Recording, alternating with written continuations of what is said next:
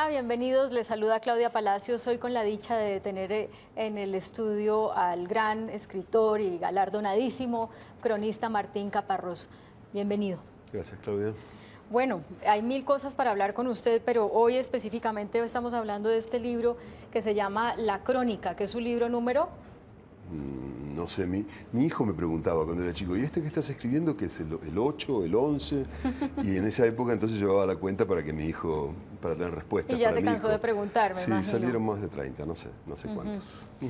¿Por qué recopilar las crónicas? En realidad debo confesar que no fue una idea mía, sino de un amigo y periodista y escritor español que se llama Juan Cruz, que hace unos años inició una editorial pequeña, hace 2 o 3 años, y me dijo que quería un tomo con mis crónicas seleccionadas, digamos, compiladas. Y yo acepté porque era Juan Cruz, que es un buen amigo de mucho tiempo. Pero después cuando me puse a buscar y a seleccionar y demás, al releer cosas que no había leído en mucho tiempo, se me ocurrían comentarios, se me ocurrían como todo tipo de acotaciones y de aclaraciones que quería hacer al respecto. O sea, estas son crónicas comentadas. Claro, terminó saliendo un libro mismo. totalmente distinto al que yo había imaginado, porque en realidad entre crónica y crónica lo que hay son historias de cómo las hice, de por qué trabajo así, de cómo trabajo. Es una especie de puesta sobre la mesa de, en fin, de todo. Como mostrar el detrás de bambalinas. Algo así, ¿no? Como making of de mi trabajo como cronista, como periodista. Mire, hablemos de una en especial que toca el tema colombiano, que tiene que ver con las FARC. De hecho, aquí en la página 285 usted hace como el abrebocas de qué fue lo que pasó y luego pone la crónica que se llama Colombia, la guerrilla comunista. Cuéntenos de ese trabajo. Fue curioso, porque esto yo lo hice en el año 99. De hecho, cuando me enteré de que se había formado la zona esta del Caguán, dije, bueno, es una oportunidad para ir y ver qué pasa allí, para tratar de entrevistar a algunos de esos guerrilleros y demás. Yo me había pasado, en esos años venía mucho a Bogotá, por razones absolutamente propias. Y, ¿Amor? ¿Qué otras razones puede tener uno para venir? Bueno, para venir a Bogotá puede tener otras, pero que valgan la pena. Y me llamaba mucho la atención que la gente que veía aquí, no sé, periodistas, escritores, profesores y demás, no les interesaba el tema FARC. Y yo discutía con ellos, decía, pero ¿cómo puede ser? Hay una guerrilla, hay 20.000, 30.000 tipos armados, nadie sabe cuántos, aquí cerca, 100 kilómetros, 200 kilómetros, y no es un tema del que porque estén interesados, que estén discutiendo qué hacemos con esto, qué significa esto para la política de este país. Hablaba mucho de, no sé, de los liberales, de los conservadores, de los narcos, de esto. Esto era como un no tema. Yo no entendía. Y cuando me enteré que se había formado entonces la zona esta del despeje del Caguán, dije, bueno, es una posibilidad de ir a verlo. Y yo estaba en Buenos Aires, era además una buena excusa para pasar por Bogotá, y llamé a unos amigos periodistas aquí, 2 o 3, y les pregunté, bueno, ¿cómo hago para llegar hasta allí? No hay manera, es imposible, no se puede, no lo intente, no vale la pena, bla, bla, bla. ¿Qué cosa? Otro amigo, que no era periodista, pero que estaba ligado con la cuestión, estaba en alguna de las comisiones de paz, me dijo, es muy fácil. Se toma un avión, se baja en el aeropuerto de San Vicente y cuando llegue vaya a avisar que está ahí a la gente de la FARC para que no lo tomen a mal, pero no hay ningún problema, usted puede ir, trabaja, hace lo que necesita. Y efectivamente, muchos periodistas importantes bogotanos me habían contado que era imposible y era lo más fácil, uno de los artículos o de los trabajos más fáciles de mi vida laboral. ¿Cuántos días estuvo ahí? Estuve como una semana, 8 días. La comandancia, digamos, de la FARC se había instalado en una finca en las afueras de San Vicente, que se llama la Villa Nora. Y yo iba casi todos los días, entrevistaba a unos, a otros, trataba de entender un poco el fenómeno. Yo en esa época trabajaba con una camarita de video, hacía televisión también al mismo tiempo. Y recuerdo que todo culminó en una situación muy extraña, una tarde-noche, en que yo estaba ahí trabajando y como se hacía tarde, me dijeron, bueno, ¿quiere quedarse a comer algo? Y yo dije, sí, bueno, está bien. Y me quedé y comimos algo. Y tomamos una cerveza o 2 y después un tal comandante Juan Pablo agarró una guitarra y empezó a cantar.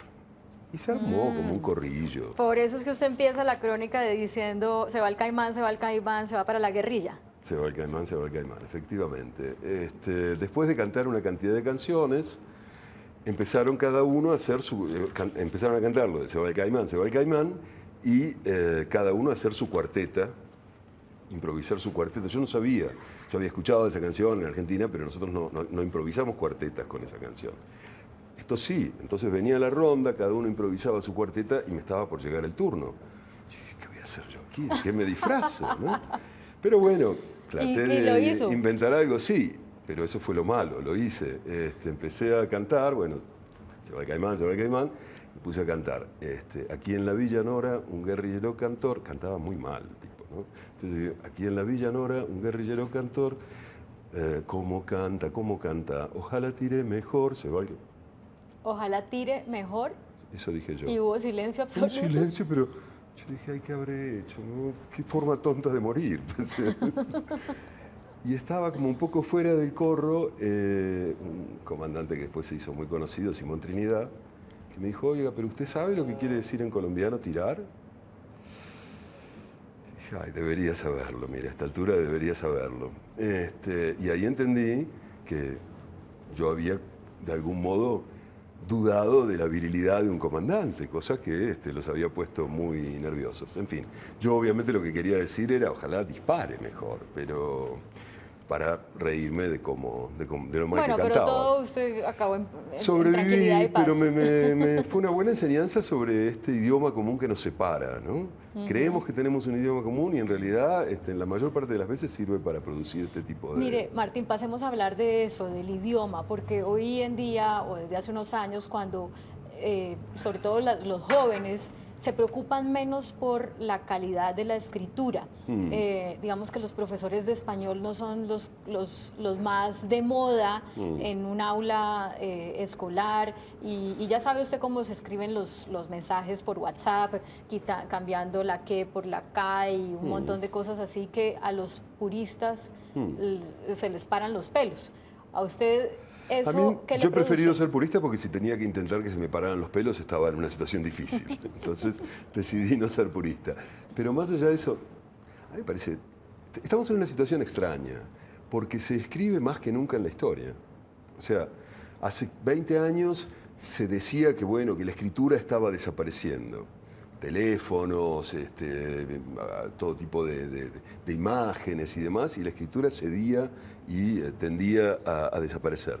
Ahora casi toda la comunicación va por escrito, los WhatsApp, los mensajes de todo tipo, los mails, hay una gran resurrección de lo escrito. Sí, escrito de una manera extraña, como tú decías muchas veces, pero las formas de la escritura son dinámicas, van cambiando con el tiempo, y si la necesidad de quienes están escribiendo supone que uno ponga, no sé, XQ para decir por qué, no pasa nada, no hay ningún problema en eso.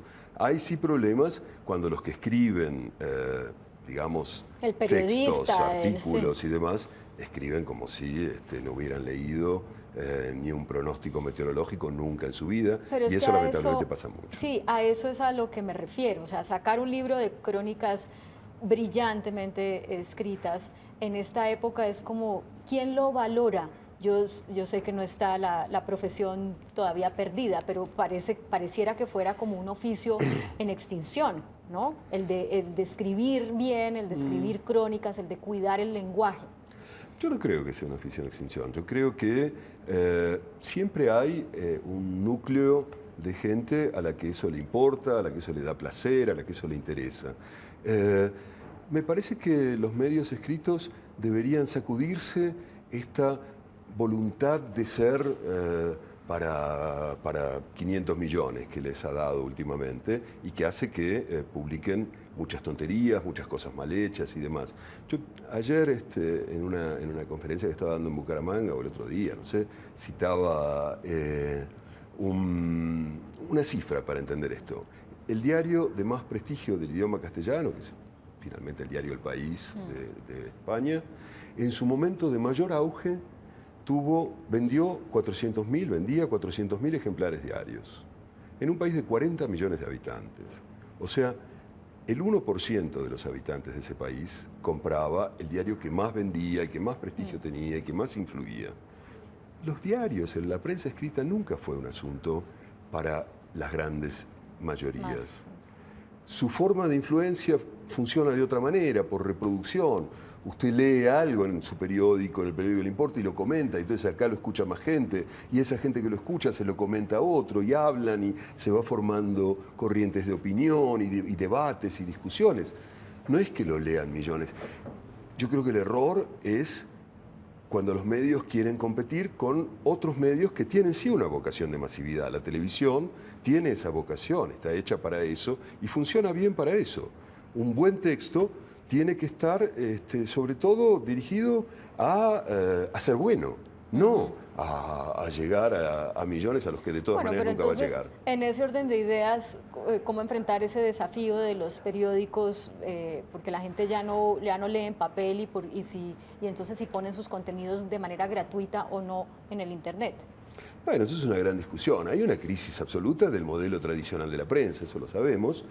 Y a mí me parece bien, me parece que las crisis siempre son interesantes. Aparecen respuestas, algunas son mejores que otras.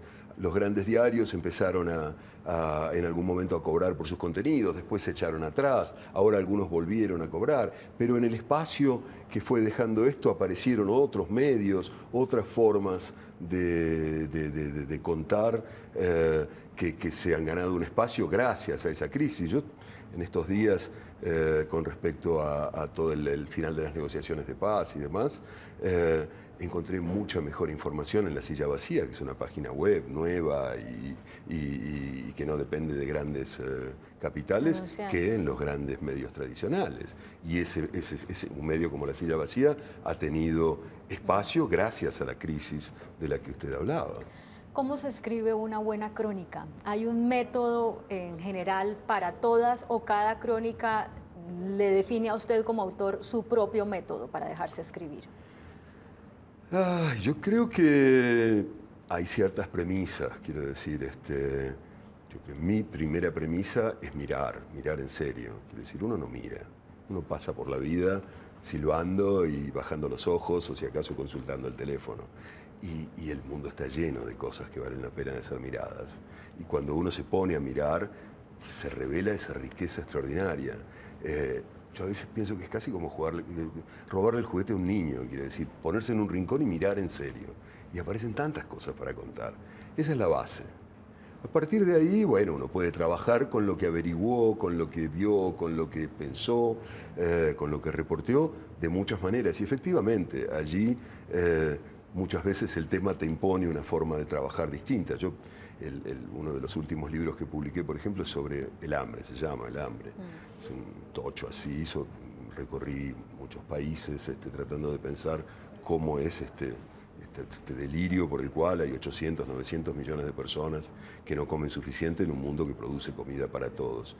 En un libro así yo no podía retirarme, retraerme, yo no podía presentar las cosas como si me diera igual que una mujer no tuviera con qué alimentar a sus 4 chicos y le hiciera una sopa de piedras para engañarlos. Yo no puedo contar eso como... En cambio, puedo contar con cierta distancia otras historias ante las cuales, digo, ¿no? Y en un libro como el del hambre yo tengo que analizar y que opinar y en cambio en otro tipo de texto quizás alcanza con poner en escena una situación y que el lector haga su propia composición del lugar y sus propias ideas sobre el asunto. Por supuesto, cada uno de algún modo te va guiando, pero lo básico es esa voluntad de mirar, de ver lo que hay alrededor. Eso como en el trabajo de campo y a la hora ya de sentarse a escribir para que quede con el tono de crónica, ¿hay alguna metodología en el uso de qué frases sí, qué frases no, qué lugares comunes no, qué lugares comunes sí? ¿Cómo es? Bueno, ¿qué lugares comunes no? Digamos Nunca. Todos. No, dentro de lo posible, a menos que uno se tome en solfa ciertos lugares comunes, que vale la pena también. Yo lo que pasa es que no divido tanto lo del trabajo de campo y el momento de la escritura. Yo escribo mucho en el terreno, porque me parece que es el momento en que justamente toda esa realidad riquísima está delante de mí, la puedo mirar, la puedo captar y la puedo registrar en el papel. Después el trabajo de escritorio es mucho más como de edición, de bueno, esto lo pongo acá, esto acá, me falta un poquito de material para conectar tal y cual, y de pulir un poco el texto, pero el texto viene bastante pulido ya desde el principio. Y sí, allí también hay cantidad de cosas que vale la pena de trabajar, qué sé yo, ahí. Lo primero que se me ocurre, porque además es una cualidad bastante colombiana, es la música del texto. Hay gente que escribe historias interesantísimas, que ha conseguido muchísima y muy buena información y que las estructura bien y que tiene buenos personajes y tal y cual, y no tiene ninguna música. Que son aburridos los textos. No tienen música, son como yo bailando, quiero decir, son una catástrofe. En cambio, cuando un texto tiene su música, con las palabras se hace música, por supuesto, digo, las palabras tienen un ritmo, tienen una manera de asociarse, de seguirse, que crea o no su música. Pero para encontrar esa música, ¿qué pesa más? ¿El talento innato del escritor? ¿Haber leído mucho como para tener pues para saber cómo se escribe bien? ¿O qué? ¿Qué es lo que importa? Yo creo que las dos cosas. Creo que por un lado hay gente que tiene un oído más musical que otros, como hay gente que escucha una canción y la puede tocar en un piano, o ve una imagen y la puede dibujar. Hay probablemente algo de oído musical más bien innato que interviene. Pero sin duda lo decisivo es leer todo el tiempo. O sea, el que no lee no sabe escribir bien, no puede escribir bien. Pero imagínate, si tú quieres tocar la guitarra, tienes que escuchar canciones primero, si no, ¿qué vas a hacer? Vas a hacer clac, clac, clac, clac, y no te va a salir nada. No, es que quiero que lo diga usted, porque yo se lo digo a los periodistas y creo que usted tiene más autoridad que yo para ver si le creen. De ninguna manera. A mí, por suerte, no me cree nadie, pero no, absolutamente. No se puede escribir sin leer. Leer es la materia prima a partir de la cual escribimos. A mí siempre me sorprende mucho eso. Martín, me va a perdonar que diga lo que voy a decir, pero bueno, yo creo que sobre todo con los hombres no es problemático. Usted el próximo año se acerca a un aniversario muy importante de la vida, ¿cierto? Sí. ¿Puede decir cuántos? Sí, empezamos la sección obscena de este programa. ¿O qué? 60, ¿no? 60. Y antes de preguntarle por qué va a celebrar su cumpleaños publicando 5 libros en solo un año, que me parece algo como muy loco, quiero que le dé un mensaje a tantos periodistas. Usted empezó a ser periodista solo, periodista con su propio contenido, sin depender de que lo contrataran en un periódico o en una radio, o yo no sé qué hizo, pero cuando usted empezó su profesión no había redes sociales, no había blogs, no había pues todas estas cosas, estos recursos que ahorita los periodistas pueden usar si no son contratados en un medio tradicional. O sea, usted apostó por una cosa que se hubiera podido morir de hambre. Bueno, no sé si se murió de hambre en algún momento, pero... No tanto como morirme, pero bueno.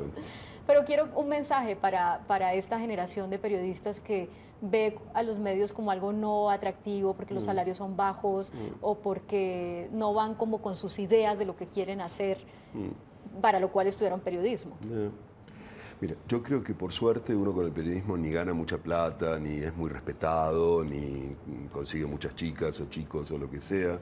Entonces, hacen periodismo los que realmente les interesa el periodismo.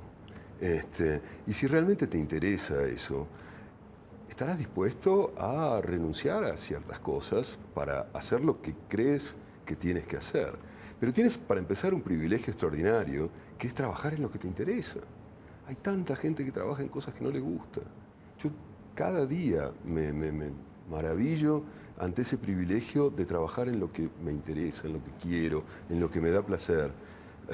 Cada día, cuando veo a las 7 de la mañana tanta gente que va al trabajo con la cara larga porque tienen que hacer cosas que no les importan.